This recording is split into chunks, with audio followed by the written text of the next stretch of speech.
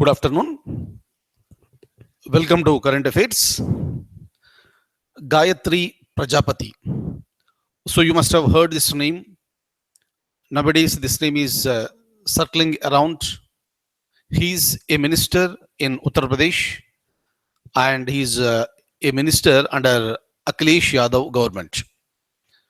This particular person, Mr. Gayatri Prajapati, has been accused of rape. He and 6 other members, they are absconding now. And this happened, and police are searching for him for quite long period of time. But still, this person is continuing as a minister under Akhilesh Yadav government. So how far it is justifiable to the chief minister? When a person is accused of a serious crime, how can you continue him under your government for so long? Number two, if he has not done anything wrong, why is he absconding? And why are you blaming some other political parties? Since today, Congress party has alliance with Akhilesh Yadav, that is Samajwadi party. So what the answer that can be given by Congress party? So these are all the various questions, that are there in the minds of the common people. And as of now, since the chief minister is Mr. Akhilesh Yadav, he is the only person who can answer all these questions. It is the shame on the part of a minister, so to abscond like this. And whenever the charges are very serious, if he is really innocent, then he has to surrender and prove it. And definitely he may not be. He may not be. That is the reason why. So he is absconding, right?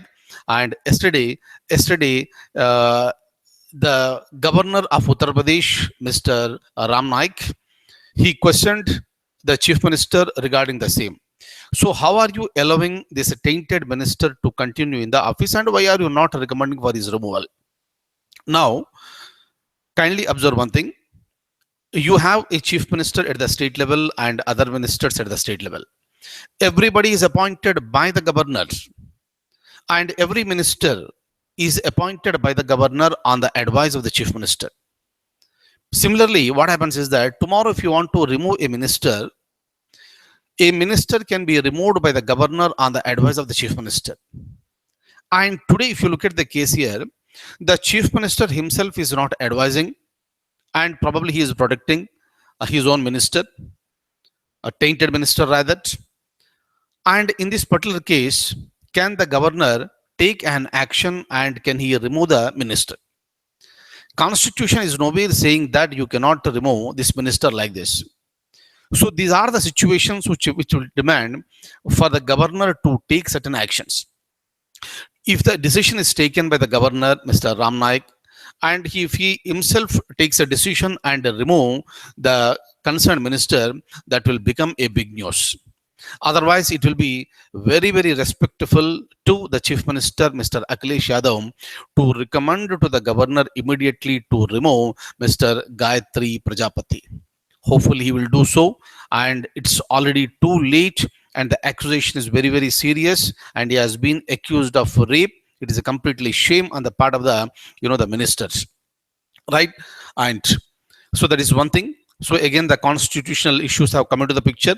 Whether the governor can take action on his own, can he remove a minister on his own directly or not? Otherwise, what happens? A minister can be removed by the governor on the advice of the chief minister. But what for the chief minister of Uttar Pradesh is waiting, only he knows the reasons for that. Hopefully, Gayatri Prajapati should be arrested immediately, and the action has to be taken against him, because it is a very, very, very, very serious, this accusation.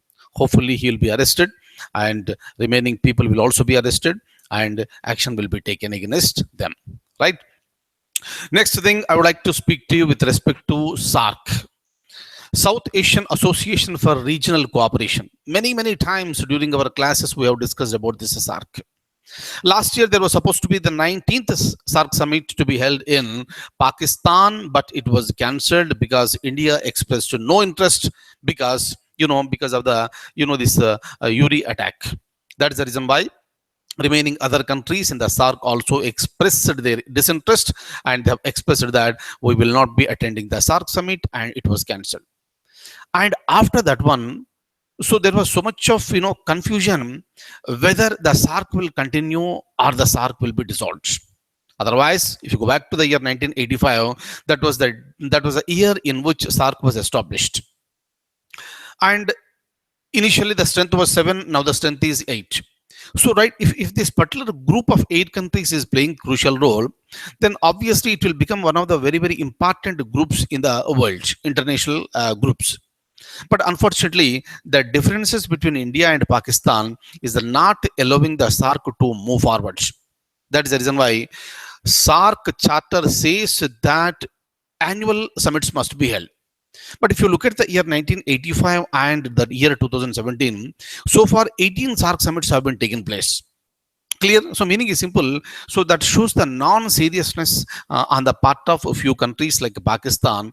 So with respect to the continuation of this SAARC, right? First of all, the bilateral relations must be strengthened among all these nations, right? And for this reason, you have to strive for establishment of the peace in this subcontinent, Indian subcontinent.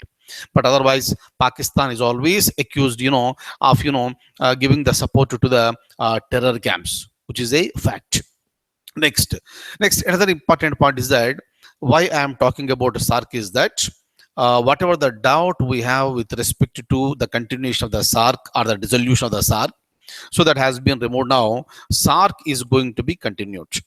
Otherwise, what happens in the SAARC? You have the Secretary General. Wherever the summit is held, from that particular country, somebody is elected as the Secretary General of the SAARC.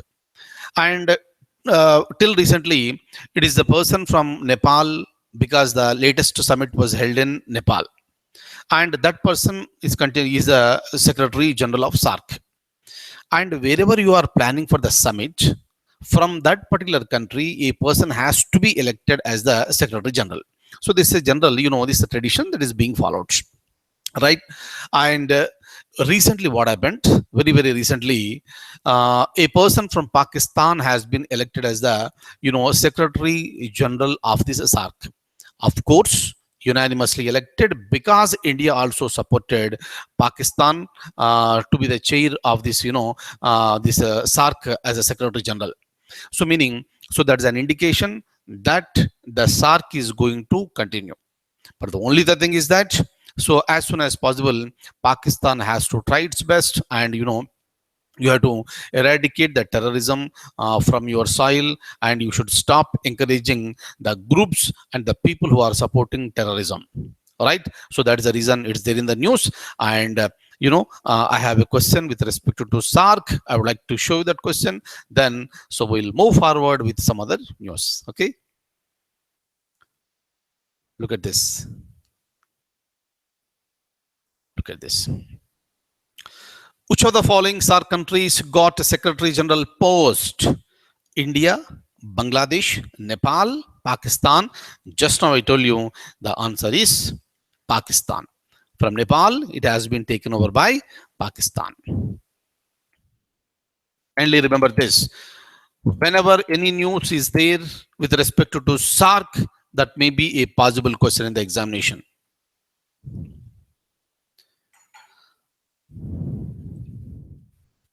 Look at this. So you know all the points here. SAARC stands for South Asian Association for Regional Cooperation.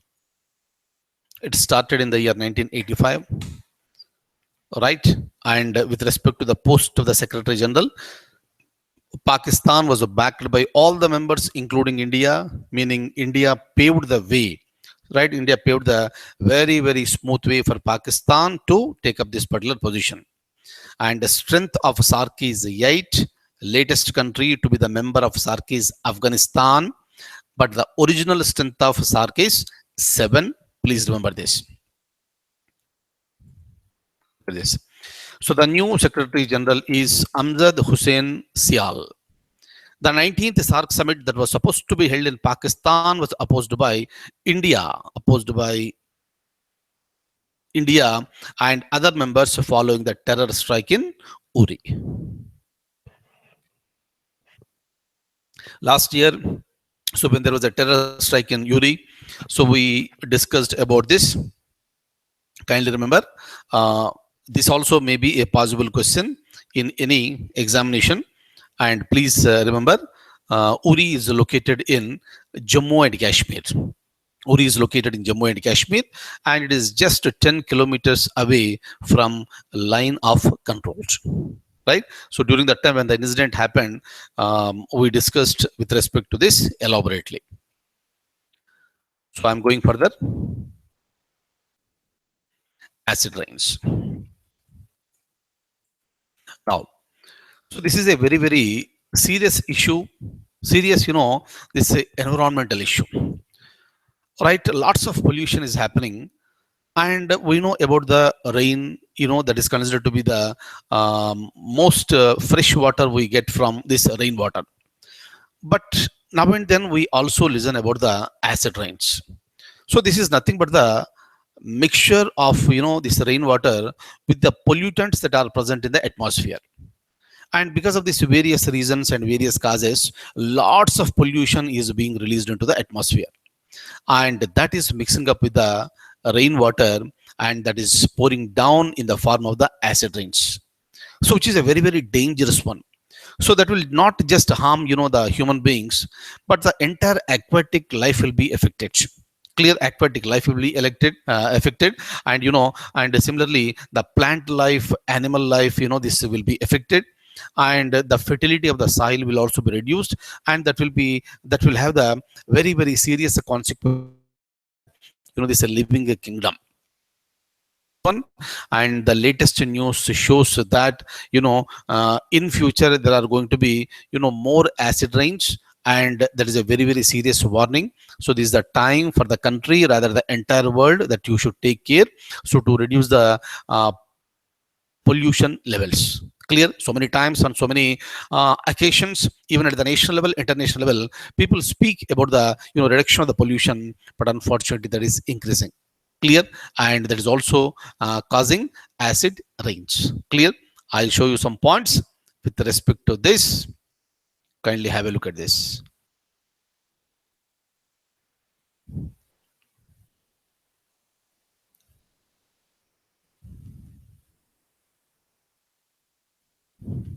Look at this. Okay. Right. So you must be knowing about this pH. So it stands for potential for hydrogen or power of hydrogen. And the pH scale ranges from 0 to 14. Maybe you are all aware of these basics.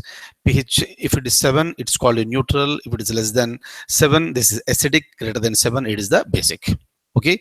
For lesser values, acidity increases with a decreasing count. Right. Look at this. What are the reasons for the acid rain?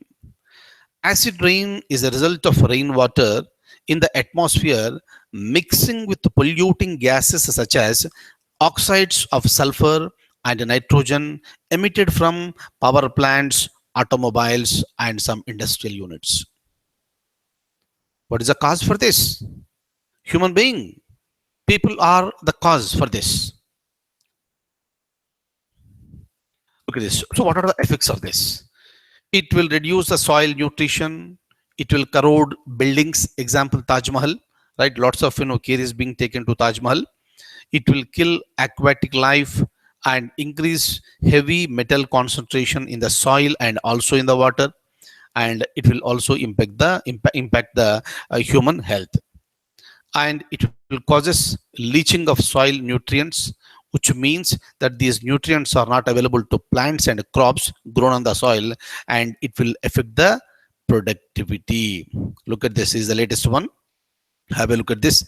Analysis of rainwater samples from Nagpur, Mohanbari in Assam, Allahabad, Vishakhapatnam, and Kodaikanal in the decade from 2001 to 2012 showed a pH level varying from 4.77 to 5.32. Right? It's less than 7, right? Obviously acidic. It is indicating that these places have actually been receiving acid rain, meaning already we are so in these places. So right, obviously what will happen as the pollution levels are increasing, that will be spreading, right? That will be spreading across, and so that is going to affect the entire productivity.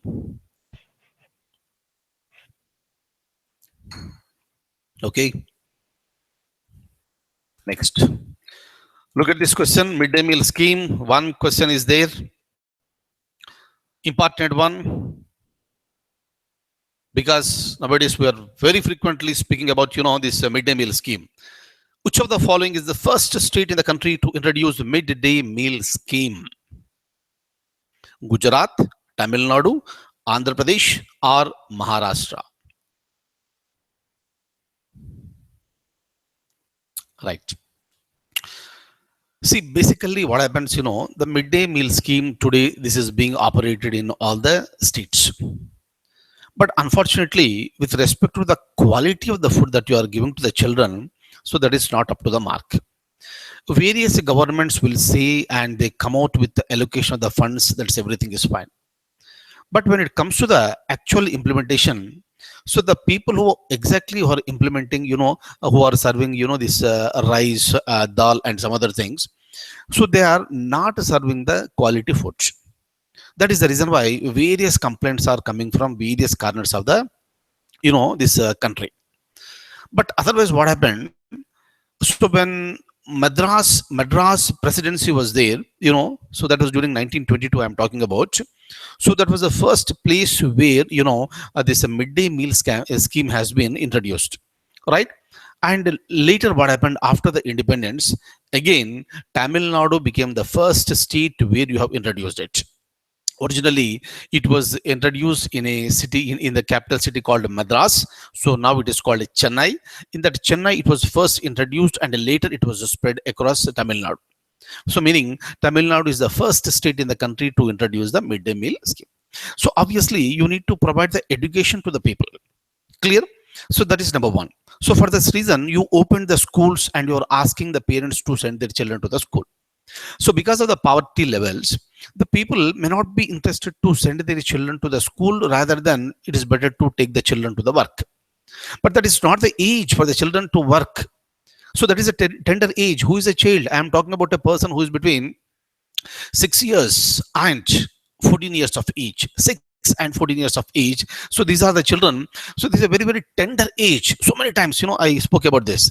So this is a very tender age. So this is the age where they are expected to take the very nutritious food, and they should be provided with a quality education. So their knowledge levels, intellectual levels, intelligence levels must be enhanced.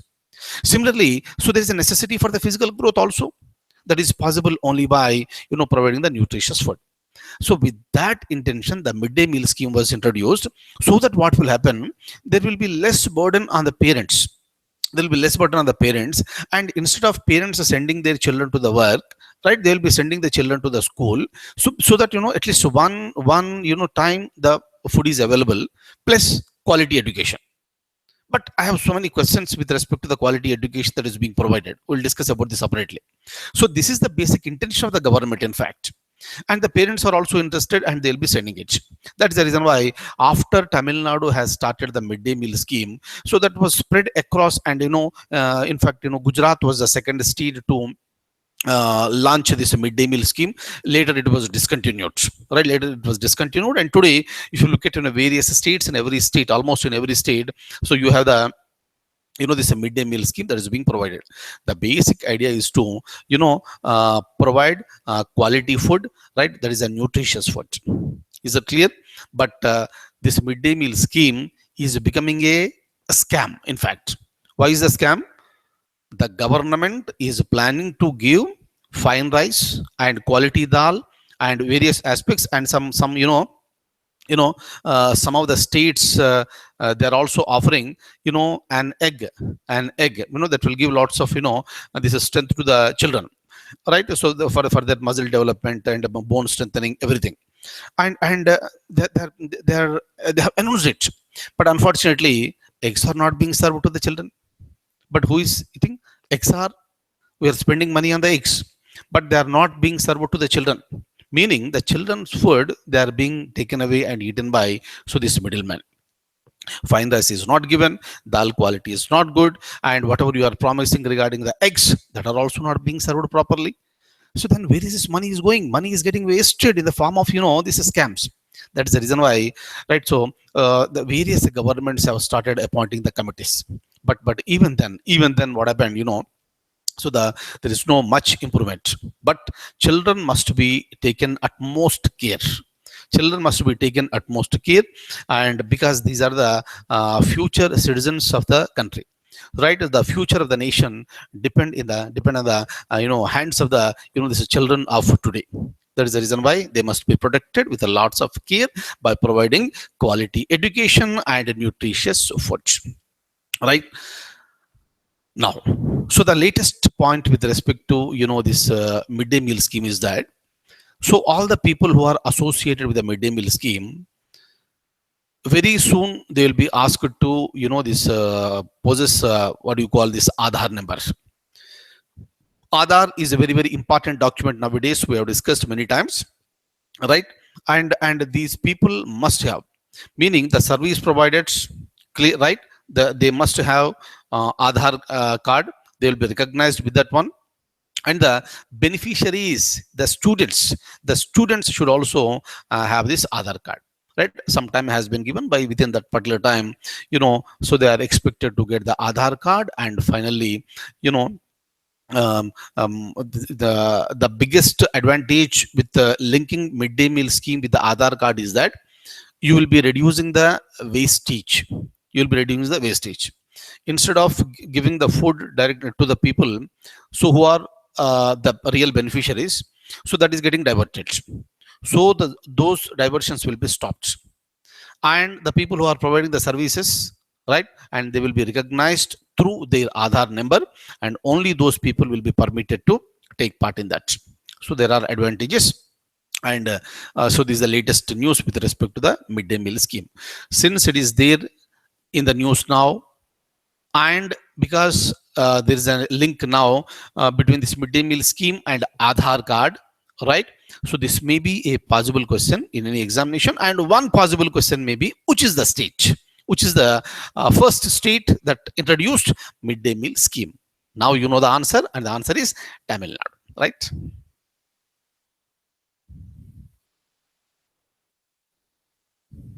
Look at this, right? So now you know the answer. Answer is B, Tamil Nadu. Okay, right? Look at this.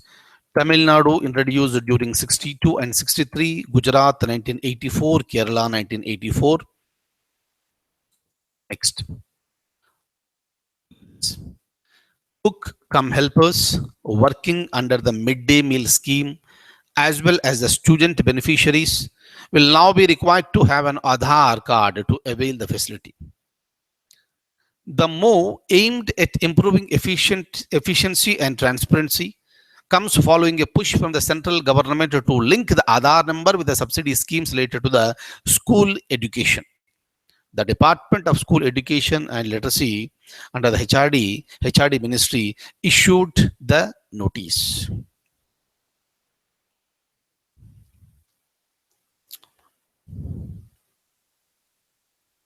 Right? Finally, India is playing cricket match. First test, India lost. Second test, lots of these ups and downs are going on. I think right now India is batting, I believe. So hopefully India performs well, and especially in the second session, India bowls well and takes all the 10 wickets of Australia. So as we are Indians, we are always hope for the best. All right. So let's hope India will be performing well. Otherwise, so the continuous India was on the stream of this winning very continuously.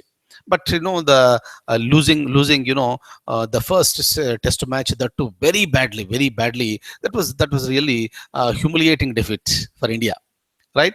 So but every match we cannot win, so there will be ups and downs, but no issues. But hopefully, so India will come back very very soon, so with more energies and more enthusiasm, and India will be back on the winning stream. Fine. So that's all for today, and I'll see you in the next class. Till then, I wish you all the very very best. Take very good care of yourself. Thank you so much.